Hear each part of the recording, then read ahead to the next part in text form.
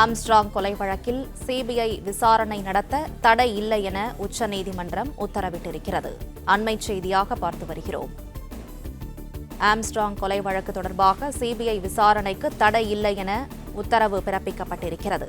கூடுதல் விவரங்களை செய்தியாளர் ஆனந்த் வழங்க கேட்கலாம். ஆனந்த், வணக்கம். மேலும் விவரங்களை சொல்லுங்க.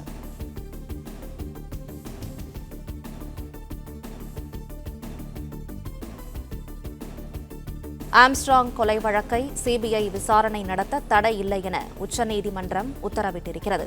ஆம்ஸ்ட்ராங் கொலை வழக்கை சிபிஐ விசாரிக்க எதிர்ப்பு தெரிவித்து தமிழ்நாடு அரசு உச்சநீதிமன்றத்தில் மேல்முறையீடு செய்திருந்தது. இந்நிலையில் சிபிஐ விசாரணை நடத்த தடை இல்லை என உச்சநீதிமன்றம் உத்தரவிட்டிருக்கிறது. அண்மைச் செய்தியாக பார்த்து வருகிறோம். ஆம்ஸ்ட்ராங் கொலை வழக்கை சிபிஐ விசாரிக்க எதிர்ப்பு தெரிவித்து தமிழ்நாடு அரசு மேல்முறையீடு செய்திருந்தது. இந்நிலையில் சிபிஐ விசாரணைக்கு தடை இல்லை என உத்தரவு பிறப்பிக்கப்பட்டிருக்கிறது. கூடுதல் விவரங்களை செய்தியாளர் ஆனந்த் தொடர்ந்து வழங்க கேட்கலாம். ஆனந்த், விவரங்களை தொடரலாம். வணக்கம். தமிழ்நாடு பகுஜன் சமாஜ் கட்சியின் மாநில தலைவராக இருந்த ஆம்ஸ்ட்ராங் கொலை வழக்கை சிபிஐ விசாரணைக்கு மாற்றிய சென்னை உயர்நீதிமன்றத்தினுடைய விசாரணைக்கு உத்தரவிட்டு தடை இல்லை என உச்சநீதிமன்றம் தெரிவித்திருக்கிறது. பகுஜன் சமாஜ் கட்சியின் மாநில தலைவராக இருந்த ஆம்ஸ்ட்ராங் கடந்த ஆண்டு வெட்டி கொலை செய்யப்பட்டார். இந்த நிலையில் இந்த வழக்கில் தமிழக காவல்துறை விசாரணை சரியான முறையில் நடைபெறவில்லை. எனவே விசாரணையை சிபிஐக்கு மாற்ற வேண்டும் என கோரி உச்சநீதிமன்றத்தில் வழக்கு தொடரப்பட்டது. அதாவது சென்னை உயர்நீதிமன்றத்தில் தொடரப்பட்ட இந்த வழக்கை விசாரித்த சென்னை உயர்நீதிமன்றம் சிபிஐ விசாரணைக்கு மாற்றி உத்தரவிட்டது. இந்த உத்தரவுக்கு எதிராக உச்சநீதிமன்றத்தில் தமிழ்நாடு அரசின் சார்பில் மேல்முறையீட்டு மனு தாக்கல் செய்யப்பட்டது. அந்த மேல்முறையீட்டு வழக்கில் சிபிஐ விசாரணைக்கு தடை விதிக்க வேண்டும்.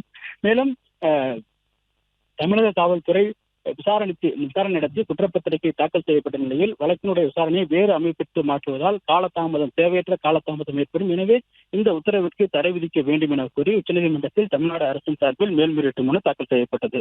இந்த மேல்முறையீட்டு மனு நீதிபதிகள் மகேஸ்வரி தலைமையிலான அமர்வில் விசாரணைக்கு வந்தது. அப்போது தமிழ்நாடு அரசு தரப்பில் இந்த விவகாரத்தில் குற்றச்சாட்டுகள் அனைத்தும் விசாரணை நடத்தப்பட்டு குற்றப்பத்திரிகை தாக்கல் செய்யப்பட்டு சம்பந்த நீதிமன்றத்தில் சாட்சி விசாரணை தொடங்க உள்ள நிலையில் சென்னை உயர்நீதிமன்றம் சிபிஐ விசாரணைக்கு உத்தரவிட்டிருப்பதாகவும் குற்றப்பத்திரிகையை ரத்து செய்திருப்பதாகவும் இதனால் விசாரணை பாதிக்கப்படும் எனவும் தெரிவிக்கப்பட்டது. மேலும் இந்த விசாரணைக்கு தடை விதிக்க கூடாது எனவும் வாதிடப்பட்டது. தொடர்ந்து காவல்துறை விசாரணையின் அடிப்படையில் விசாரணை மேற்கொள்ள அனுமதிக்க வேண்டும் எனவும் தெரிவிக்கப்பட்டது.